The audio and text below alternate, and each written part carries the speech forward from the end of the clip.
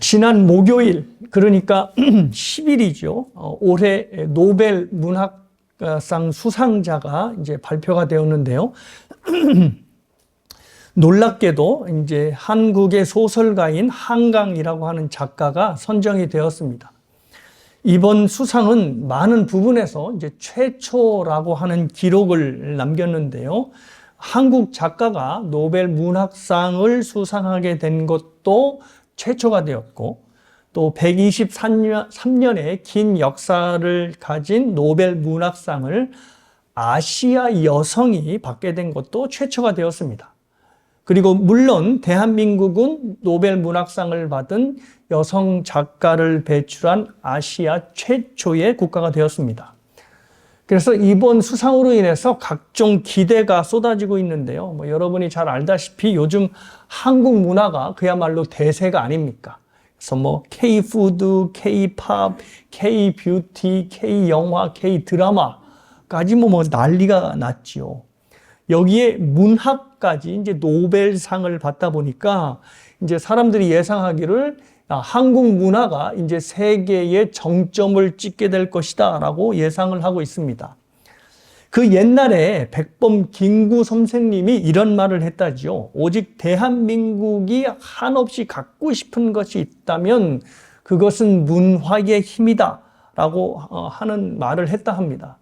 저 말을 옛날에 김구 선생님이 했을 때 그 말을 들은 사람들 대부분이 우리나라 같이 반도국가로 조그마한 나라가 무슨 문화의 힘을 갖겠어 라고 하는 생각을 했을 게 분명한데, 그 말이 지금 현실이 된 것 같아 참으로 놀라울 따름입니다. 이제 노벨 문학상을 기점으로 이제 한국에 알려지지 않은 많은 문학들이 번역돼 세계로 나갈 것으로 이제 사람들이 예상하고 있고요. 그러면 이제 한국의 모든 문화가 이제 세상에 알려지게 되는, 그래서 우리 김구 선생님이 말하는 것처럼 문화의 힘을 이제 갖게 될 것으로 이제 언론은 예상하고 있습니다. 목사님이 창세기를 읽어 놓으셔놓고 왜 갑자기 노벨 문학상을 저렇게 주저리 얘기하시나라고 할 텐데 다 연관이 돼 있습니다. 해마다 가장 많이 팔린 베스트셀러를 짓게 할 때마다 항상 제외되는 책이 하나 있습니다. 그 책이 바로 여러분이 예상하는 성경입니다. 왜 베스트셀러를 짓게 할 때마다 성경을 자꾸 제외하냐면 성경이 항상 부동의 1위를 차지하고 있기 때문입니다. 그래서 베스트셀러를 집계할 때는 이 부동의 1위인 성경은 의리에 제외해 놓고 이제 다른 책들을 살펴본다지요. 이미 기네스북에 세계에서 가장 말린 책으로 이제 성경이 올라가 있고, 매년 성경 구입에 지출되는 금액도 해마다 5억 달러가 넘는다고 합니다. 그리고 어느 리서치 기관에 의하면 미국인 10명 중에 9명이 4.4권의 성경을 가지고 있다 합니다. 그러니까 한 권도 아니고 두 권도 아니고 4권 넘게 가지고 있다는 거죠. 그러니 성경이 해마다 부동의 베스트셀러가 될 수밖에 없는 것입니다.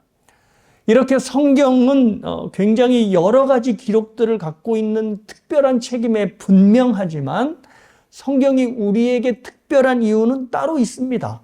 그것은 바로 하나님께서 자신을 보여주시는 유일한 기록된 말씀이 바로 성경이기 때문입니다. 그래서 웨스터민스터 신앙 고백은 성경에 대하여 이렇게 설명을 합니다. 하나님은 여러 시대에 그리고 여러 가지 방식으로 자신을 계시하시고 자기의 교회에 자신의 뜻을 선포하시기를 기뻐하셨으며, 그 후에는 진리를 더 잘 보존하고 전파하기 위해서, 그리고 육신의 부패와 사탄과 세상의 악에 대항하여 교회를 더욱 견고하게 하며 위로하시기 위하여 바로 동일한 진리 전체를 온전히 기록해 두는 것을 기뻐하셨다 라고 정의를 합니다. 성경에 대한 정의가 여러 항목들이 있는데요. 그 항목 중에 이제 하나를 제가 소개시켜 드린 것입니다. 하나님께서 이 글에 의하면, 이 고백에 의하면 세상에 자기 뜻을 드러내기를 기뻐하시는데, 그 뜻을 드러내기를 그냥 기뻐하는 것으로 그치지 않고 그 뜻이 잘 보존되고 잘 사람들에게 전파되기 위해서 기록해 두기를 원하셨다는 겁니다. 그래서 바로 성경이 나온 것입니다. 그래서 여러분이 성경을 보시면 하나님에 대한 기록으로 가득 차 있습니다. 하나님은 어떠한 분이시고 또 하나님께서 만든 세상을 어떻게 사랑하고 계시며 또 그 안에 하나님의 형상을 가진 사람들을 위하여 어떤 일을 하셨고 또 앞으로 어떤 일을 하게 될 것인지를 하나님이 원저자가 되셔서 성경을 기록하신 것입니다. 그래서 신학자들은 성경을 가리켜 말할 때 하나님의 자서전이라고 성경을 부르고 있습니다. 물론 성경도 여느 다른 책들처럼 저자들이 있습니다. 예를 들면 창세기의 저자는 누구지요? 바로 모세입니다. 자, 그런데 우리가 창세기를 가리켜 창세기는 모세의 작품이야 라고 말하지 않는 것입니다. 하나님께서 모세를 사용했을 뿐이지 창세기의 원저자는 바로 하나님이 되십니다. 그래서 성경은 창세기뿐만 아니라 성경의 모든 책은 두 저자가 있는 것입니다. 시대마다 성경을 쓴 역사적인 저자들과 또 원저자이신 하나님, 이렇게 성경은 두 저자가 있는 것입니다. 그렇기 때문에 성경이 1600년 동안 긴 시간 동안 무려 40여 명에 가까운 많은 저자들에 의해 쓰여졌어도 그 내용이 중구난방이 아니라 하나님에 대하여 일관적으로 기술하는 것은 바로 원저자가 하나님이시기 때문입니다. 자, 이렇게 성경이 하나님의 자서전이라고 하는 관점에서 볼 때 창세기 1장 1절은 매우 특별한 의미를 가지고 있습니다. 왜냐하면 하나님의 자서전에 등장하는 첫 문장이 바로 창세기 1장 1절이기 때문입니다. 글쓰기를 가리키는 여러 가지 책들이 있는데요. 그 책들 중에 하나가 첫 문장의 힘이라고 하는 책이 있습니다. 이 책에서 한결같이 주장하는 것이 뭐냐면 좋은 책, 좋은 글이 되기 위해서는 서두를 잘 써야 하고 그 중에서도 서두의 첫 문장을 잘 써야 한다는 것을 강조하고 있습니다. 왜냐하면 책의 첫 문장에는 독자들의 마음을 사로잡는 힘이 있기 때문에 서두의 첫 문장에 심혈을 기울여야 한다라고 저 책에서는 소개하고 있습니다. 특별히 요즘처럼 짧은 영상에 취해 있는 세대들한테는 인내심이, 이 책을 끝까지 읽을 인내심이 부족한 것이지요. 그래서 이 독자들이 책을 끝까지 읽을 것인가 말 것인가는 거의 첫 장의 첫 문장에 의해서 결정이 된답니다. 그러니까 이것을 알고 있는 작가들이 정말로 정성과 심혈을 기울여서 첫 문장을 쓴다는 것입니다. 그런데 저는 이 원리가 성경에도 동일하게 적용된다고 생각합니다. 말씀드린 대로 성경은 하나님이 원저자가 되셔서 자기 자신을 나타내신 하나님의 자서전입니다. 그래서 글쓰기의 관점에서 보면 성경의 원저자이신 하나님도 독자들의 마음을 사로잡기 위해서 첫 문장에 심혈을 기울였을 것이 분명합니다. 더욱이 하나님은 성경을 읽는 독자들이 하나님을 싫어하고 또 하나님을 배척하는 죄악된 본성이 있다는 것을 잘 알고 계셨기 때문에 어지간한 문장으로는 사람들의 마음을 사로잡을 수 없다라는 것을 분명히 알고 계셨을 것입니다. 그래서 원 작가이시고 저자이신 하나님께서 정말로 첫 문장에 정성을 기울였을 텐데요. 그 정성을 기울이셔서 만든 첫 문장이 바로 창세기 1장 1절인 것입니다. 태초에 하나님이 천지를 창조하시니라. 자, 하나님이 작가가 되어서 심혈을 기울인 첫 문장이 바로 창세기 1장 1절 태초에 하나님이 천지를 지으셨느니라, 창조하셨다라고 하는 것입니다. 우리에게는 너무나 당연한 내용이고 익숙한 문장이라서 별로 감흥이 오질 않는 게 사실입니다. 그런데 하나님이 쓰신 첫 문장답게 이 안에는 엄청난 중요한 주제들이 들어가 있습니다. 시간과 공간의 개념, 하나님의 주권, 그리고 무에서부터의 창조, 인생의 목적과 기원 같은 굉장히 큰 주제들이 저 짧은 한 문장 안에 들어가 있는 것입니다. 그래서 창세기 1장 1절을 설교하는 설교자들을 보면 한 번으로 끝나지 않습니다. 제가 설교에 가끔 인용하는 제임스 보이스 목사님 같은 경우에는 그 창세기 설교집을 보니까 창세기 1장 1절을 무려 9번에 걸쳐서 설교를 했습니다. 그만큼 창세기 1장 1절이 갖고 있는 주제가 풍성하다는 것을 의미합니다. 그런데 저는 오늘 딱 한 번만 설교를 하겠습니다. 왜냐하면 제임스 보이스 목사님처럼 제가 능력이 출중하지도 못할 뿐더러 또 핑계를 대자면 성경 통독 진도를 맞춰야 합니다. 그렇기 때문에 다음 주에는 또 다른 설교를 맞춰서 해야 되기 때문에 한 번만 설교를 하겠습니다. 자, 비록 한 번의 설교이지만 창세기 1장 1절을 통해서 우리에게 알게 하기를 원하시는 하나님의 뜻이 분명히 드러나는 기회가 되셨으면 좋겠습니다. 두 가지를 살펴보려 할 텐데요. 자, 첫 번째는 창세기 1장 1절은 하나님의 주인 되심을 선포하고 있습니다. 하나님께서 천지를 지으셨다는 이 선포는 온 우주 만물이 하나님의 것임을 의미합니다. 즉, 하나님이 주인이시라는 말입니다. 사람들은 자신이 뭔가를 만들었을 때 항상 그것에 대한 소유권을 주장합니다.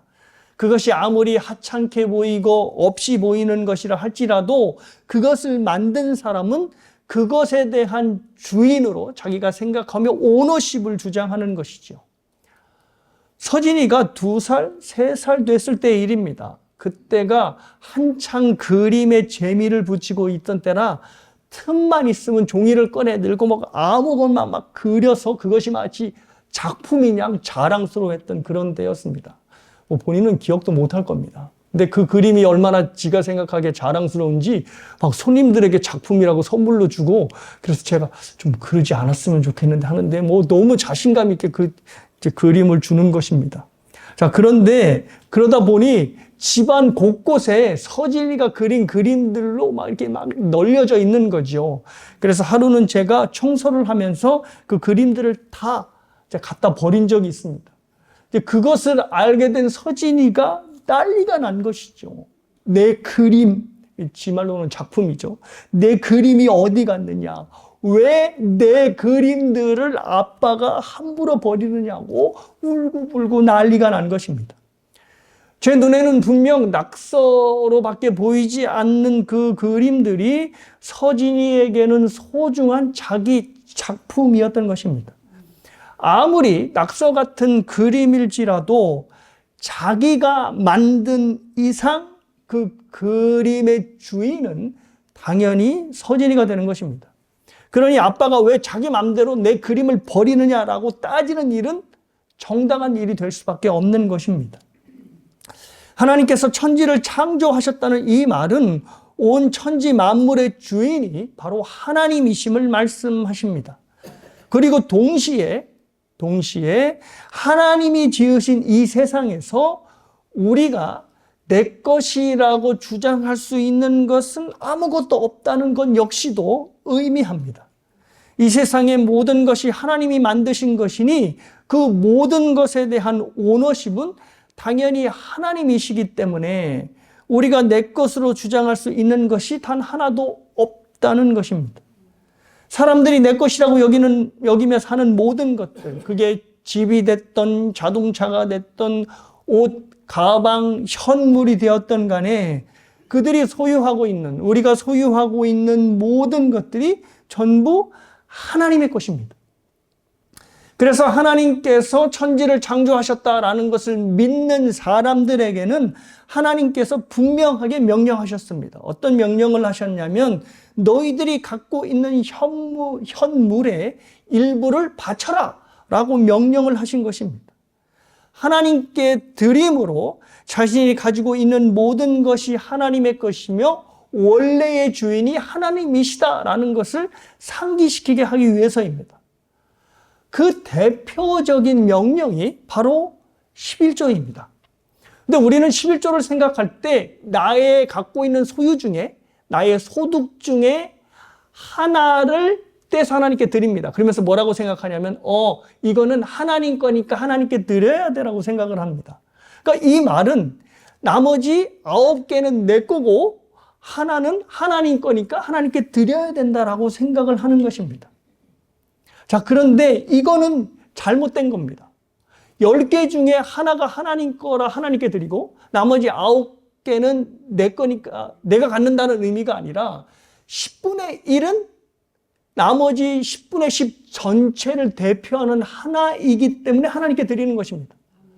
그러니 나의 일부를 드리는 행위가 아니라 11조는 나의 전부를 드리는 행위라는 것입니다. 그러니까 하나님께 드리는 이 하나는 나의 일부가 아니라 나의 전체를 대표하는 것이기에 하나님께 드리는 거죠. 성경을 보면요, 특별히 구약에 나오는 11조에 대한 율례를 보면 분명해지는데요. 신명기 15장 19절에 이런 말씀이 있습니다. 내 소와 양의 처음 난 수컷은 구별하여 하나님께 드리라 이렇게 명령하시고, 또 잠언 3장 9절에는 가축뿐만 아니라 재물과 소산물의 처음 익은 나무 열매로 여호와를 공경하라라고 말씀을 하십니다. 자, 이처럼 구약에서 말씀하는 첫 번째 것은 전체를 대표하는 것이기 때문에 하나님은 이 첫 것을 바침으로 11조를 드리도록 명령을 한 것입니다.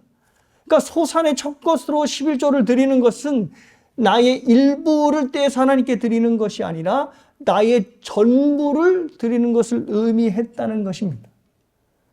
그래서 11조를 드릴 때마다 하나님은 내 전부를 하나님께 드리는 것이지만 하나님께서 주신 이 소유물로 내가 살아야 하기 때문에 그 중에서 가장 대표할 만한 첫 것을 하나님께 11조로 드리나이다 라고 드리는 것입니다. 그래서 11조를 드리는 행위는 나의 일부가 아니라 나의 전부를 드린다는 믿음이 그 안에 내포되어 있는 것입니다. 자, 이것이 바로 세상이 우리에게 요구하는 가치관과 충돌하는 부분이 될 것입니다. 세상에서는 정당한 방법으로 열심히 살아서 번 소득은 내 것이니까 내 마음대로 할 수 있다라고 하는 생각이 지배적입니다. 그래서 내 돈으로 내가 샀다라고 하는 의미인 내 돈, 내 산이라고 하는 말을 공공연히 하는 것입니다. 그러니까 내 돈, 내 산이라고 하는 의미에는 야, 내가 벌어서 내 돈으로 내가 샀어. 그러니 내 마음대로 해도 돼. 라고 하는 인식이 그 안에 들어가 있는 것입니다. 자, 그런데 창세기 1장 1절이 여기에 제동을 거는 거죠. 태초에 하나님이 천지를 창조하시니라 선포하시면서 세상 만물의 주인이 바로 하나님이심을 선포하는 것입니다. 그래서 이것을 믿는 하나님의 백성들은 자기가 갖고 있는 소유에 대한 생각이 바뀌어야 합니다. 내가 갖고 있는 소유는 나의 편리와 나의 영광과 내가 누려야 될 권리로 생각하는 대신에 이거는 하나님께 나한테 맡기신 것이니 이것을 위하여 하나님의 영광을 위해 살아야 돼 라고 하는 소명의 관점으로 바라봐야 하는 것입니다. 내 소유가 나의 영광을 드러내는 면류관이 아니라 내가 져야 할 소명의 십자가로 보는 것입니다. 그래서 사랑하는 여러분, 저와 여러분이 하나님께서 천지를 창조하신 창조주임을 믿고 있다면 그 믿음은 삶에서 분명한 구체적인 모습으로 드러나야 합니다. 특별히 물질적인 삶에서 구체적으로 나타나야 할 것입니다. 우리가 만약 우리도 다른 사람들처럼 똑같이 내 돈, 내 산이라고 하는 마음을 갖고 살아간다면 우리의 삶에서 우리의 입술로는 그냥 하나님께서 천지를 창조하셨어 라고 말은 할지언정 우리의 삶은 내 삶의 주인은 나고 내 소유의 주인도 나야 라고 말하는 무신론자로 살아가게 되는 것입니다.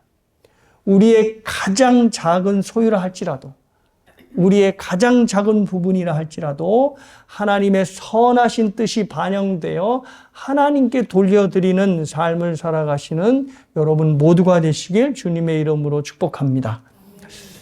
자, 두 번째 의미는 바로 하나님이 부여하신 목적입니다. 하나님께서 천지를 창조하셨다고 하는 이 말씀은 세상 모든 만물이 하나님이 부여하신 목적이 들어가 있다는 것을 의미합니다. 하늘과 땅은 하늘과 땅대로, 생물은 생물대로, 사람은 사람대로 하나님이 각 존재들에게 부여하신 목적들이 있다는 것이죠. 그래서 하나님이 만드신 모든 것에 고유한 목적이 있다는 것을 뭐를 보면 알 수 있냐면 인간들이 만들어 놓은 물건들을 보면 알 수 있습니다. 누군가에 의해 만들어진 물건들도 그 물건을 만든 사람이 부여한 분명한 목적을 갖고 있습니다. 예를 들면 좀 이해가 되실 겁니다. 화면에서 보는 그림은 어떤 그림이죠? 컵입니다. 컵. 여러 모양의 컵이 있죠. 자, 근데 흥미로운 것은 똑같이 생긴 컵이 단 하나도 없다는 겁니다. 모양도 다르고, 재질도 다르고, 용도도 다르고, 크기도 다릅니다. 사람들이 그냥 편의상 뭉뚱그려서 그거를 컵이라고 부르고 있지만, 컵들이 저렇게 각양각색으로 다르게 생긴 이유는 저 컵을 만든 사람들의 각각의 다른 목적들이 그 컵 안에 부여되어 있기 때문입니다. 어떤 컵은 뜨거운 액체가, 뜨거운 물이 천천히 식도록 두꺼운 도자기로 만들어졌고요.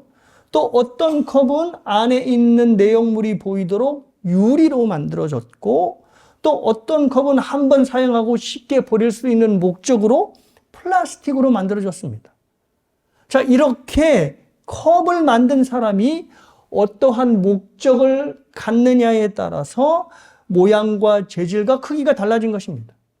아무리 싸구려로 보이는, 별 볼 일 없어 보이는 플라스틱 컵조차도 그 컵을 만든 사람의 목적이 분명히 그 안에 들어가 있는 것입니다.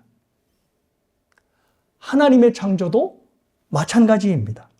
하나님께서 천지를 창조하셨다는 말은 천지에 있는 모든 것들이 하나님이 부여하신 목적들을 가지고 있다는 것입니다.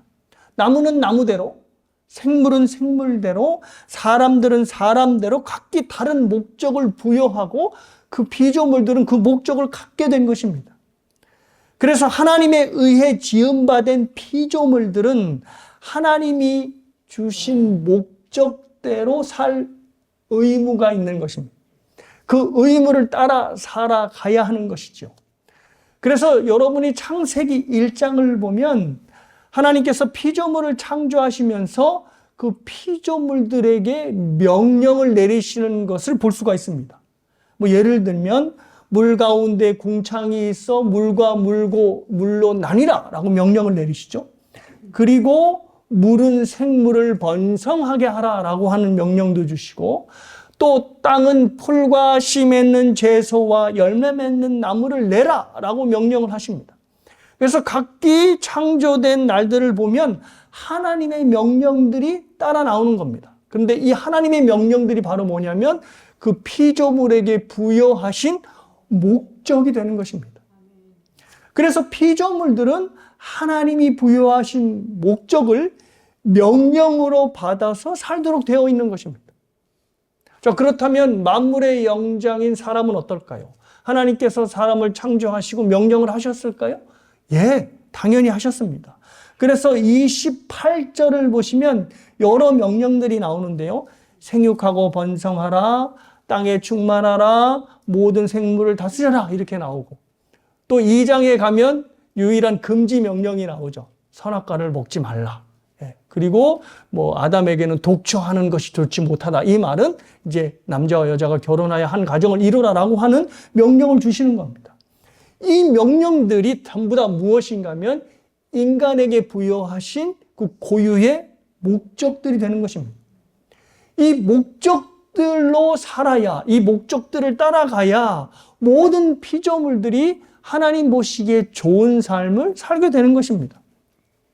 여러분이 창세기 1장을 읽으시면서 여기에 계속해서 반복되는 표현들이 있네? 라는 것을 캐치하셨을 겁니다. 하나님이 이르시되라고 하는 것들이 계속 반복되는데, 또 반복되는 표현 중 하나가 바로 뭐냐면 하나님이 보시기에 좋았더라라고 하는 표현입니다. 4절, 10절, 12절, 18절, 21절, 25절, 31절 이렇게 총 7번이 나옵니다.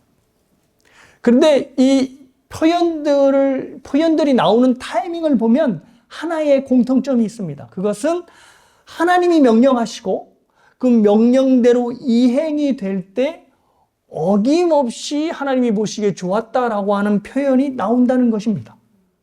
그러니까 무엇을 의미하겠습니까? 하나님이 보시기 좋은 것은 하나님이 부여하신 목적대로, 하나님이 명령하신 명령대로 이루어져야 하나님이 보시기에 좋다라고 하는 겁니다. 땅은 하나님이 부여하신 목적대로 각종 풀과 채소와 나무 맺는 열매를 낼 때 하나님이 보시기에 좋은 모습이 되는 것입니다. 그리고 하나님이 부여하신 목적대로 생물은 번성하여 땅에 충만하게 될 때 또한 하나님이 보시기에 좋은 모습이 되는 것입니다. 이렇게 모든 피조물들이 하나님이 주신 목적답게, 명령답게 이행될 때 좋은 모습이 되는 것입니다. 자, 근데 여기에 우리에게 적용해야 될 굉장히 중요한 실천적인 사항이 있습니다. 그것은 저와 여러분이 어떤 삶을 살아야 하나님이 보시기에 좋은 삶이 되겠는가라고 하는 실천적 지점입니다.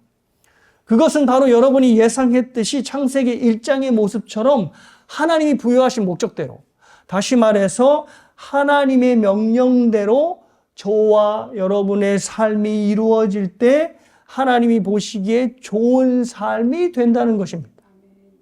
그러니까 하나님의 명령과 하나님의 말씀과 우리의 삶의 목적이 긴밀하게 연결되어 있다는 겁니다. 자, 그래서 웨스트민스터 소요리 문답을 보면 하나님의 우리에게 부여하신 목적과 하나님의 명령을 긴밀하게 연결시키고 있습니다. 이거 굉장히 중요한데요. 약간 여러분께 어렵게 느껴질 수도 있습니다. 근데 여러분이 이미 다 아셔서 들은 것이니까 목사님 또 어려운 거 한다 그러지 마시고 집중해서 잘 들으시길 바랍니다. 소요리문답 1번은 여러분이 많이 들어서 아시다시피 인간의 제1된 목적을 묻고 있습니다. 인간의 제1된, 주된 목적은 무엇이냐? 무엇이죠? 여러분이 잘 알듯이 하나님을 영화롭게 하고 영원토록 하나님을 즐거워하는 것. 자, 이것은 여러분이 소요리 문답 1번을 다 알고 계시죠? 그런데 2번 문답은 보통 잘 모르세요. 근데 2번 문답이 바로 이렇게 되는 겁니다. 어떻게 되는 거냐면, 그러면 어떻게 하여야 하나님을 영화롭게 하고 하나님을 영원토록 즐거워할 수 있겠는가? 즉, 우리가 하나님의 제일된 목적을 어떻게 하여야 살아낼 수 있겠는가라고 하는 질문을 던지는 겁니다. 그러니까 방법을 하는 거죠.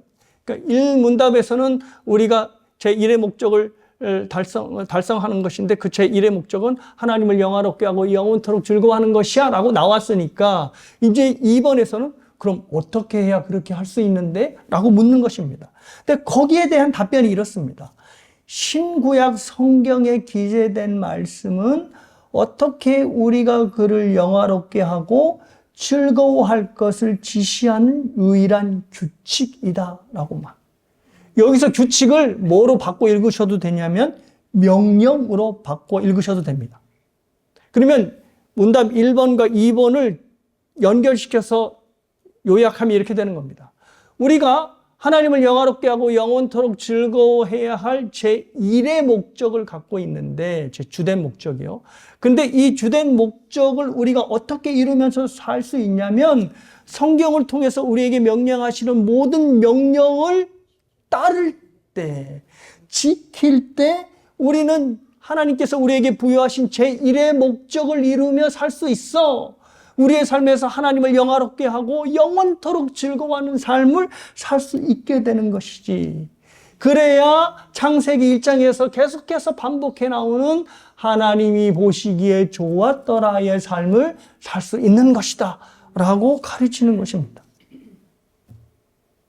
자, 정리가 되셨죠? 자, 그렇다면 오늘 이제 두 가지만 보겠습니다. 그러면 창세기 1장을 통해서 우리에게 주시는 두 가지 메시지를 이렇게 정리해 볼 수 있을 것입니다.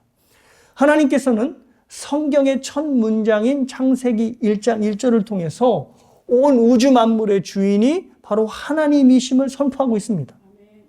따라서 하나님의 창조하심을 믿는 우리는 하나님의 주인 되심을 저와 여러분의 삶에서 구체적으로 드러내야 합니다. 이것이 바로 창세기 1장 1절이 주는 첫 번째 메시지입니다. 근데 두 번째 메시지는 뭐냐면 우리를 만드시며 부여하신 모든 목적들을 하나님이 주신 명령으로 순종할 때, 하나님이 주신 규칙으로 따를 때 하나님이 보시기에 좋은 삶을 살 수 있다 라고 창세기 1장 1절이 두 번째 메시지를 우리에게 주는 것입니다. 아멘이십니까? 아멘. 여러분들이 모두 다 자신 있게 아멘 하셨는데요. 저도 이렇게 창세기 1장 1절을 두 가지의 메시지로 딱 정리해 놓고 마음이 흥분되고 뿌듯하고 기쁘기보다는 마음이 무겁고 긴 한숨이 나오는 겁니다. 왜냐하면 창세기 1장 1절이 주는 이 두 메시지가 제 삶과는 너무 거리가 멀다라고 느껴졌기 때문입니다. 지금까지의 삶을 돌아보면 하나님의 주인 되심을 인정하는 삶과 거리가 너무 먼 삶을 살아왔다는 것을 알게 되었습니다. 물론 하나님의 주인 되심을 무지하게 여러 번 설교는 했지만 정작 제 살아왔던 삶의 모습을 돌아보니 정말 내 삶에서 단 1분 1초라도 하나님의 주인 되심을 선포하며 나는 진정으로 살았을까라고 하는 생각이 의심이 드는 것입니다. 조금이라도 제 인생이 제 기대와 다르게 펼쳐지면 내 주인 되신 하나님께서 나를 다른 길로 인도하시는구나 라고 인정하고 기대하고 더 나아가 기뻐하기보다는 이거 뭔가 잘못됐는데 하나님이 내 인생을 이렇게 인도하시면 안 되는 거 아닌가? 라고 하면서 겁부터 덜컥 나는 것입니다. 개척해 보니까 알겠더라고요. 제가 얼마나 믿음이 없는지. 이게 어떤 상황이 순조로울 때, 그래서 순조로운 상황 속에서 말씀을 선포하면 그것을 이룰 수 있을 것 같거든요. 그래서 담대하게 선포를 합니다.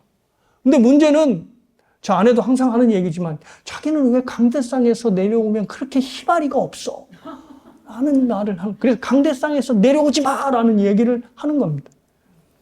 그러니까 삶에서 평탄하고 순조로울 때는 그냥 하나님의 말씀을 따라 명령을 따라 지킬 수 있을 것 같습니다. 그래서 내 삶이 하나님이 보시기에 좋은 삶이 될 수 있을 것만 같습니다. 그런데 우리의 삶에서 내가 기대하는 것 이외의 삶이 펼쳐질 때는 내 주인이 왜 내가 생각하는 대로 이렇게 내 삶을 인도하시지 않지라고 하는 겁부터 덜컥 나는 것입니다. 하나님의 명령을 따르는 삶을 살아야 하나님이 보시기에 좋은 삶을 산다는 것을 알고 있으면서도 온갖 핑계를 만들어서 아니야, 이렇게 하기에는 내 자존심이 너무 깎이지, 그렇게 이럴 경우에 이렇게 하면 안 돼 라고 하면서 내 규칙과 내 율례들을 만들어서 자꾸 하나님의 말씀을 배척하고 하나님의 말씀에서 멀어져 있는 내 자신의 모습을 너무 자주 발견하였습니다.